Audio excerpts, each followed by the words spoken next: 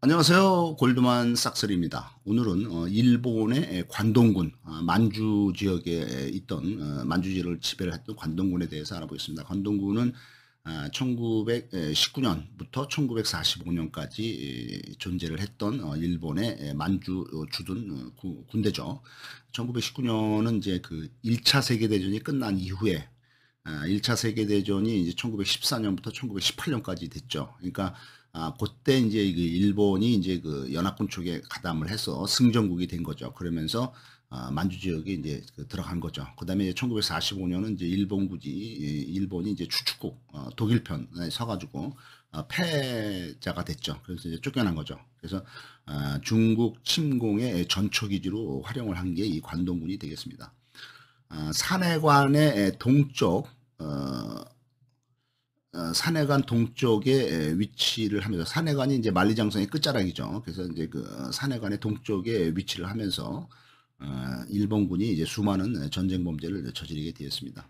이들이 한 것 중에는 1931년에 만주에 괴뢰 정권이 들어서고 1937년에 중일전쟁이 일어나고 1919년에 이제 1차 세계대전 종료 후에부터 주둔을 해서 이런 사건들을 만주와 중국을 이제 그다음에 동남아시아까지 그다음에 무슨 동남아시아 베트남도 하고 뭐 말레이시아, 인도네시아 그다음에 필리핀이 당시 미국의 영토였는데 여기도 이제 그 일본의 관동군이 이제 점령을 해버리죠. 그다음에 미국 영토도 점령을 하고 그다음에 이제 그 인도 차이나 반도 그 당시에 이제 베트남 캄보디아, 라오스 이쪽은 이제 그 프랑스가 있었는데 여기는 이제 일본군이 이제 점령을 하고 그다음에 이제 미얀마라든가 그다음에 이제 이쪽은 또 영국이 지배하던 건데 여기 그다음에 이제 인도네시아는 네덜란드가 지배를 하고 있었는데 이쪽을 전부 다 이제 일본 관동군이 다 이제 점령을 해버리죠. 그다음에 이제 1937년도에 이제 중일전쟁이 일어나면서 중국을 대부분 점령을 해버리죠. 특히 이제 해안가 중심으로 해서 1937년 중일전쟁이 일어나면서 일본이 이제 그 중원지방에 이제 그 베이징, 텐진, 그다음에 이제 이쪽에 이제 해안가로 내려와서 장추성 이제 그 산동반도 있는 데가 이제 산동성이고 그 밑에가 이제 장추성이죠. 장추성이 이제 강소성인데 여기에 있는 상하이 이런 그다음에 이제 남경 이런 쪽을 다 점령을 하고 그다음에 이제 그 밑에가 장수성 밑에가 저장성이죠. 절강성 여기에 있던 거기도 점령을 하고 그 밑에 이제 복건성 밑에 이제 광동성 그러니까 광동성이 이제 광동까지 전부 다 이제 일본군들이 이제 해안가 중심으로 전부 점령을 해 중국을 이제 거의 점령을 해버리고 충칭으로 이제 그 국민당 정부가 물러나고 하면서 충칭이 이제 이제 허난성 쪽에 있고 그다음에 이제 스촨성 그러니까 이제 중국이 완전히 이제 밀려나서 이제 헤매죠. 중일전쟁 때. 그래서 1945년에 이제 결국에는 이제 일본이 이제 히로시마 나가사키 원자폭탄 2대 맞고 이제 완전히 이제 멸망을 해버리죠. 그러면서 이제 중국이 다시 이제 국공내전 다시 하면서 장제스하고 마오쩌둥하고 싸우고 1949년에 결국에는 마오쩌둥이 승리를 해서 1949년에 이제 그 중화인민공화국이 설립이 되겠습니다. 공산당 정권이 설립이 된 거죠. 어쨌든 이 수많은 사건에 이제 일본의 만주주둔 관동군이 주도적으로 활동을 했다. 이렇게 보면 되겠습니다. 이 관동군 중에는 특별한 부대가 있었는데 우리가 악랄한 731 부대가 있습니다. 이 731 부대는 비밀 생물 화학전을 연구하는 기관이 되겠습니다. 이 위치는 어디냐면 저 북쪽에 가장 중국의 가장 북쪽에 만주 최북동쪽 만 끝에 있는 해이룽장성의 하얼빈 수도 있는 하얼빈에 이 731 부대가 있었습니다. 이 731 부대는 1936년에 설립이 됐죠. 중일전쟁 바로 1년 전에.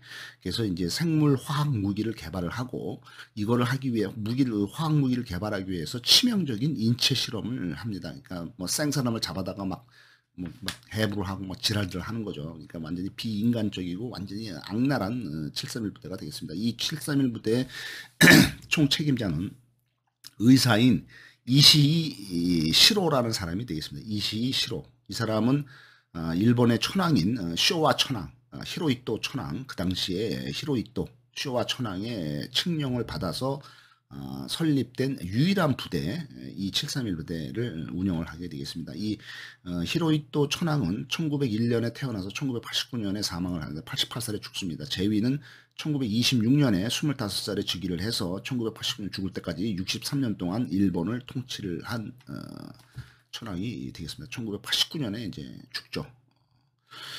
그래서 이 그 731 부대의 실험 대상은 민간인, 군인, 그다음에 이제 그 뭐 이것저것 가질 거 없이 일본 사람만 빼고 조선인, 몽골인, 중국인, 러시아인 해서 한 1만 명 정도를 실험 대상으로 썼습니다. 이 사람들은 살아있는 사람을 대상으로 생체 실험을 하게 되겠습니다. 그래서 이 살아있는 사람, 이 사람들을 우리가 이 실험 대상이었던 사람들을 마루타라고 부르고 있습니다. 이 마루타라는 말은 통나무라는 말일 것 같습니다. 살아있지만은 실험 대상이 통나무다. 그래서 마루타다 이렇게 불리게 되겠습니다. 수많은 실험을 하고 수많은 해부를 하는데 마취도 없이 막 해부를 해버립니다. 뭐 사람도 아니죠. 이건 뭐 그것도 동물도 아니고 뭐 완전히 무슨 광물 나무 토막으로 보는 거죠. 그러니까 이제 마루타라고 부르는 겁니다. 그래서 이 사람을 살아있는 사람을 마취도 없이 하면서 이들이 노리는 것은 그 이제 살아있는 게 썩죠. 그러니까 부패가 되죠. 부패가 이 실험 결과에 어떤 영향을 미치는지 이런 것도 확인을 해보려고 일부러 마취 없이 막 하고 그럽니다. 그래서 이 사람들이 실험을 하고 나면은 뭐 장기를 뭐 하나씩 자르든지 뭐 개제를 떠니까 대부분 실험이 끝나면 대부분 신체 손상으로 죽게 되고 사망하게 되었습니다. 다양한 질병에 일부러 또 무슨 뭐 질병을 막 감염시킵니다. 뭐 무슨 전염병을 막 뭐 감염을 시켜서 그거를 또 그 실험한다고 외과 수술로 해부도 하고 그다음에 이제 막 자르고 지랄하는 거죠. 그다음에 뭐 병균도 막 집어넣고 그다음에 이 질병이 사람 몸에 어떤 영향을 끼치는지 알려고 뭐 일단 장기도 막 제거를 합니다. 막 뭐 해부해서 막 모두 하나 떼어내 버리고 막 해서 그다음에 어떤 그 피 흘리는 거 이런 것도 또 피에 대해서도 연구를 하기 위해서 뭐 멀쩡한 사람 팔 다리를 막 자르기도 잘단하기도 하고 그다음에 잘라가지고 반대편에다가 막 또 꼬매서 붙이고 뭐 그러면 어떻게 되나 뭐 호기심이 많은 건 좋지만은 이거 뭐 인간이 할지 아니 진짜 자기가 한번 당해봐야 돼요. 자기 가족이나 이거는 진짜 사람이 아니죠. 이런 사람들은 지구에서 저기 지구 밖으로 집어 던져버려요. 그다음에 이제 그 사람의 위라든가 식도, 장, 뇌, 폐, 간 이런 것도 막 절제 수술도 하고 질병 세균을 접종시키고 연구를 하게 되겠습니다. 그다음에 일부러 매독이나 임질균을 감염을 시키고 그 결과 상태를 검사를 하게 됩니다. 1928년도에 어떤 사건이 터지냐 하면은 그 1928년도에 이제 관동군에 대한 얘기입니다. 1928년도면은 그 중국이 1911년도에 신해혁명이 일어나죠. 신해혁명이 일어나서 순원이 청나라를 멸망시키고 공화국을 세우죠. 1911년에. 그래서 이제 그 왕조가 무너지고 왕국이 무너지고 이제 공화국이 생긴 1911년 신해혁명 순원인데 순원이 이제 1911년에 공화국을 세웠지만은 그 당시에 이제 상당한 군대를 갖고 있던 군벌인 그 위안스카이한테 그 총통자리를 넘겨주죠. 그 위안스카이라는 사람이 야심이 많은 사람인데 군벌이고 군인이고 이 사람들이 청나라 말기에 이제 장군이었지만은 이제 그 순원한테 총통을 물려받고 이제 야심에 차가지고 이제 한 2년 정도 있다가 지가 이제 황제가 되려고 황제를 선포를 했다가 뭐 반대를 받고 그러다가 보니까 뭐 스트레스 받아서 뭐 일찌감치 이제 위안스카이가 죽고 뭐 이러면서 이제 중국이 다시 이제 뭐 혼란 상태가 되죠.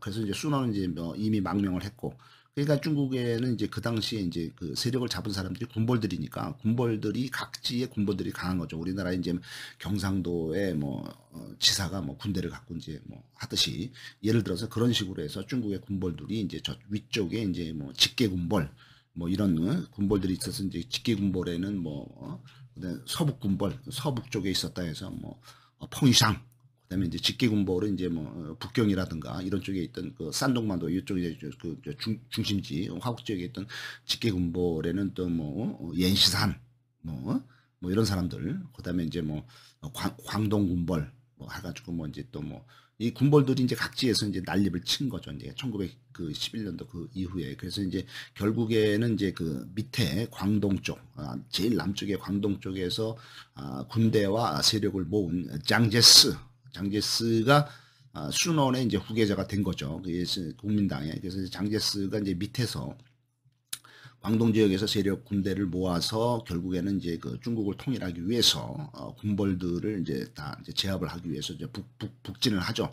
북진을 하면서 승승장구해서 이제 장제스가 전부 이제 그 군벌들을 제압을 하죠. 뭐 펑이샹, 옌시산, 뭐 그다음에 뭐 또 뭐 이제 그 여러 사람들이 있는데 그걸 다 제압을 하고 장제스가 이제 형식적으로는 중국을 통일합니다. 북경에 이제 진입을 하죠. 그래서 이제 장제스가 이제 그 북보를 한 것이 결국에는 이제 1926년, 1928년 뭐 1차, 2차 북보를 하면서 중국의 군벌을 이제 진압을 하게 됩니다. 그 마지막 시점, 북벌의 마지막 시점, 장제스가 중국을 통일한 그 마지막 시점이 이제 1928년도가 되겠죠.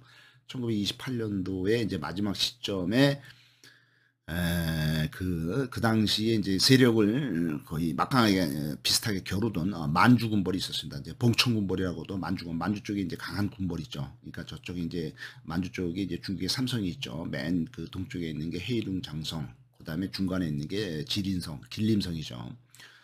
그 다음에 이제 그 요화, 요동반도 요쪽 중심으로 한 게 이제 그러니까 어떻든 중국이 이제 그 요동반도 쪽 그쪽에 하고 뭐 그다음에 이제 그 지린성 그다음에 이제 해룡 장성 요렇게 이제 세 개를 만주 쪽을 전부 통치를 하고 있던 만주 군벌이 그 당시에 이제 장조린인데 장조린을 이 일본군 관동군의 장교밖에 안 되는 참모밖에 안 되는 고모토 다이사쿠가 고모토 다이사쿠가라는 장교가 그 철도 폭발을 시켜서 그 만주군벌 수장인 장조린을 폭사를 시켜버립니다. 그래서 이제 그러면서 이제 그 일본이 이제 그 만주를 이제 만주군벌 이제 수장을 죽이고 이제 휘잡는 거죠. 그 3년 후에 1931년에 그 사건이 있은 후에 이제 드디어 이제 그 결정적으로 이제 만주를 이제 먹으려고 1931년에 만주 사변을 일으키죠. 그래서 일본 관동군 참모인 이타카키 세이시로라는 이 급진파 이타카키 세이시로라는 장교, 그다음에 참모죠 전부 다 이시와라 간지 이 장교들이 만주 사변을 주도를 해서 일본 관동군이 만주를 완전히 점령을 해버리는 게 만주 사변이 1931년입니다. 그 3년 전 1928년에 이제 만주 군벌의 수장인 장조린을 이제 그 철도 폭발로 이제 죽이고 이제 그런 이제 회책을 꾸며서 일본이 완전히 만주를 지배를 했다 이렇게 되어 있습니다. 그다음에 이제 만주 사변이 일어난 지 1년 후에 1932년에 괴뢰 정권인 만주국을 수립을 하고 그다음에 청나라의 마지막 황제인 그 어린 푸이를 그 괴뢰 정권의 그 만주국 황제로 모십니다. 그다음에서 이제 중국의 동북 지방을 실질적으로 관동군이 지배를 하게 됩니다. 그다음에 그 만주를 실질적으로 통치를 하면서 남만주 철도 회사와 함께 식민지를 지배를 합니다. 이 남만주 철도 회사는 일본 회사로서 일본의 국책 회사로서 철도 사업을 하면서 여기서 이권을 챙기게 되겠습니다. 1906년 이 남만주 철도 회사가 뭐냐면은 일본 회사인데 만주에서 이제 철도 사업을 하는 거죠. 1906년에 러일 전쟁 끝나고 일본이 이겼죠. 그래서 강화 조약을 맺으면서 이때 이제 맺은 조약이 이제 포츠머츠 조약인데 이때 러시아로부터 이 남만주 철도 회사를 양도를 받았습니다. 일본이. 그래서 이제 철도와 그 부속지 그 주변의 땅을 다 물려받게 됐습니다. 이 남만주 철도 회사는 일본 회사이면서 그 요동반도의 다롄에 본사를 두게 되어 있습니다. 이전 철도 사업하고 광업하고 제조업 사업을 하게 되어 있습니다. 관동군이 이제 그 만주를 점령을 했다가 1937년에 만주 사변으로, 그다음에 1937년에 이제 중일 전쟁을 일으키면서 중국을 다 지배를 하면서 점령을 하면서 베이징, 텐진, 상하이, 남경, 그다음에 뭐 광동 뭐 이런 쪽을 전부 점령을 하면서 상당히 중국이 크니까 이걸 점령하는데 그 인원 가지고는 좀 부족하죠. 그러니까 관동군이 엄청나게 늘어납니다. 그러니까 일본에서 계속 이제 병력을 이제 보내주는 거죠. 증파를 해주면서 이제 관동이 늘어나죠. 그래서 이게 이제 1933년도, 그러니까 만주사변 바로 이제 그 직후에는 10만 명 정도밖에 안 됐습니다. 그러니까 10만 명이 만주를 지배를 하고 있었던 거죠. 그다음에 이제 이후에 1938년도에 그 1938년도, 그러니까 중일 전쟁이 1937년도에 일어났죠. 1937년도에 일어나서 중일 전쟁이 일어나고 1, 2년 후에 일본이 중국을 뭐 거의 지배하다시피 해서 이제 막 설치고 다닐 때 소련하고 이제 분란이 일어나죠. 그러니까 북쪽에서 소련이 그 이제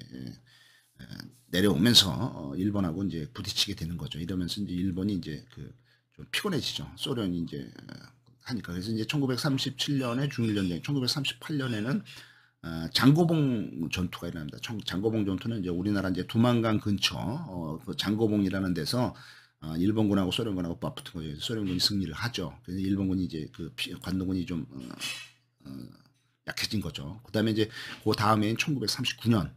1939년에 이제 그 중일전쟁 이후 이제 2년 됐죠. 그래서 이제 그때를 또 1939년에는 또 12월 달에, 11월 달에 그 독일이 나치 독일이 그 폴란드에 선전포고를 하면서 2차 세계대전이 시작이 되는 거죠. 이 험한 시기에 1939년도에 또 노모난 사건, 노모난 전투가 일어납니다. 1939년 노모난 전투는 어디서 일어났냐면은 지금의 그 몽골 공화국하고 중국의 맨 위쪽, 그다음에 이제 러시아의 맨 남쪽, 거기 이제 그 경계 국경선 근처인 노모난 할인골이라고 그러는데, 할인골, 노모난 할인골, 여기에서 소련하고 일본하고 또 맞붙었죠. 이때 소련의 그 유명한 장군이 주코프 장군이 투입이 되고, 소련이 이제 그 막강한 전력을 보내서 소련군 플러스 몽골군은 뭐 이제 얼마 안 됐지만 소련군이 주도한 전차 뭐 이런 탱크 이런 것들이 이제 주도가 돼서 일본하고 붙어서 이제 관동군이 이제 대패 깨지죠. 그러면 소련군이 이제 이기죠. 그래서 소련군이 1939년에 노무난 사건, 그다음에 이제 그 전에 1938년에 이제 그 장고봉 사건, 두만강에서 일어난 이거에서 일본군을 격파를 하면서 일본군 관동군 세력이 좀 약화가 되는 면도 있었고, 이 소련의 역할이 또 중요했던 게 당시 1939년 11월에 나치 독일의 히틀러가 폴란드를 침략하면서 2차 세계대전이 일어났을 때 이 히틀러는 이 그 1939년에 일으키고 1940년 그 다음에 이제 프랑스를 이제 다 점령을 하죠. 그래서 프랑스가 뭐 6개월 만에 이제 6개월 이제 그 1차 세계대전 발발 후에 이제 6개월 후에 한 달도 안 돼서 이제 그 진격한 지 한 달 만에 이제 파리를 점령을 하면서 이제 프랑스를 점령을 하고 나치 독일이 이제 유럽을 점령을 하면서 히틀러가 암만 생각해도 이제 영국을 지배를 해야 되는데, 영국을 지배를 하는 건 영국은 좀 특이해서 바다를 건너가야 되기 때문에 그 해군이 강해야 되죠. 근데 해군이 강한데 해군은 이제 전통적으로 영국이 강해서 이제 이길 수가 없고, 그다음에 이제 공군이 강해야 되는데 공군도 뭐 영국이 만만치가 않고, 그러니까 이제 영국을 점령하기가 힘들어요. 그래서 이제 그 히틀러가 영국을 이제 그 점령을 하고 싶은데, 왜냐면 영국이 계속 반대를 하고 이제 처칠이 이제 드니까. 그렇지만은 이제 영국을 점령을 하는데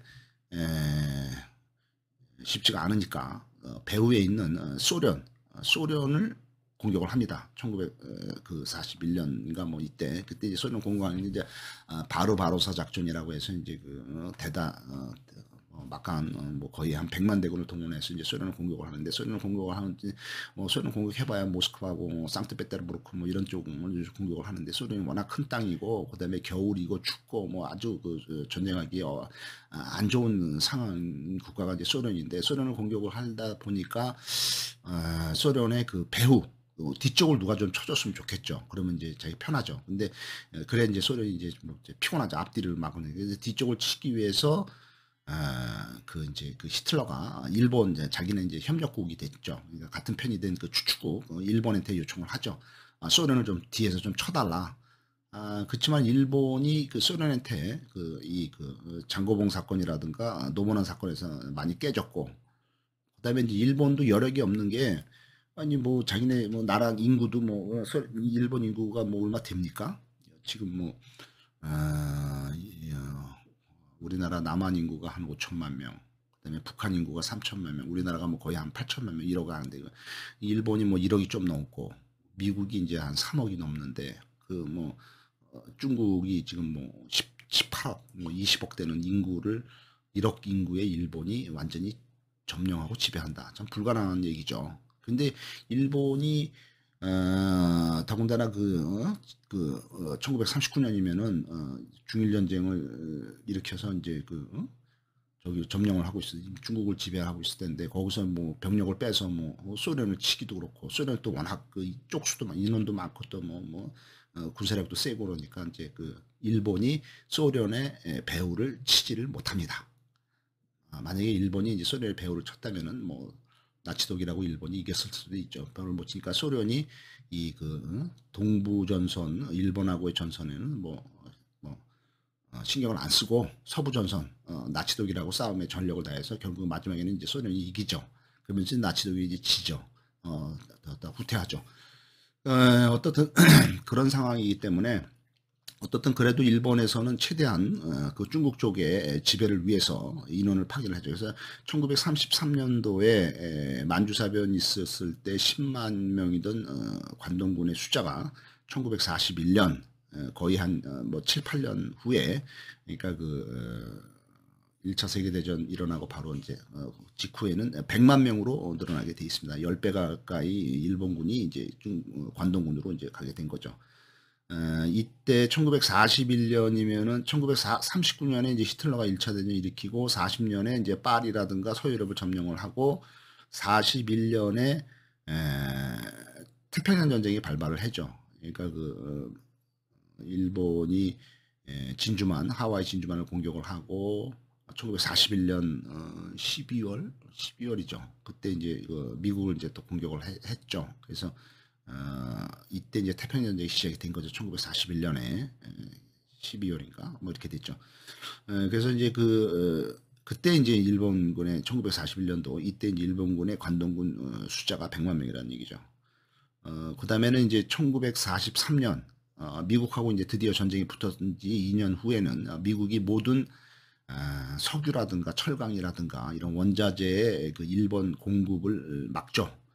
그러니까 일본이 이제 전쟁을 하기 위해서는 탱크, 총 이런 거 만들려면 이제 철이 필요하고, 무기를 만들려면 철이 필요한데 철이 안 들어오죠. 그다음에 뭘 만들려면 또 나무가 많이 필요한데 나무도 안 들어오죠. 그다음에 이제 탱크가 움직이든 비행기가 움직이든 석유가 있어야 되는데 석유도 안 들어오죠. 그러니까 일본이 이제 급해진 거예요. 자원이 없으니까 뭘 할 수가 없어요. 그래서 1943년에 이제 드디어 일본이 이제 안 되겠다. 미국이라든가 유럽에서 이제 원자재들이 안 들어오니까 동남아시아를 먹어야 되겠다. 동남아시아에 인도네시아라든가 말레이시아 이런 쪽에 가면은 나무도 많고, 그다음에 철이라든가 그다음에 석유라든가 이 지하 자원이 많기 때문에 1943년에 드디어 일본이 이제 병력을, 관동군을 많이 동원을 해서 동남아시아, 이 인도차이나 반도 남방전선으로 관동군이 많이 이주를 합니다. 그러면서 이때 가서 이제 동남아시아에서 여러 가지 이제 활동을 하다가 싸움을 하다가 결국에는 1945년에 일본이 전쟁에서 패배를 하고 항복을 하는 걸로 돼 있습니다. 감사합니다.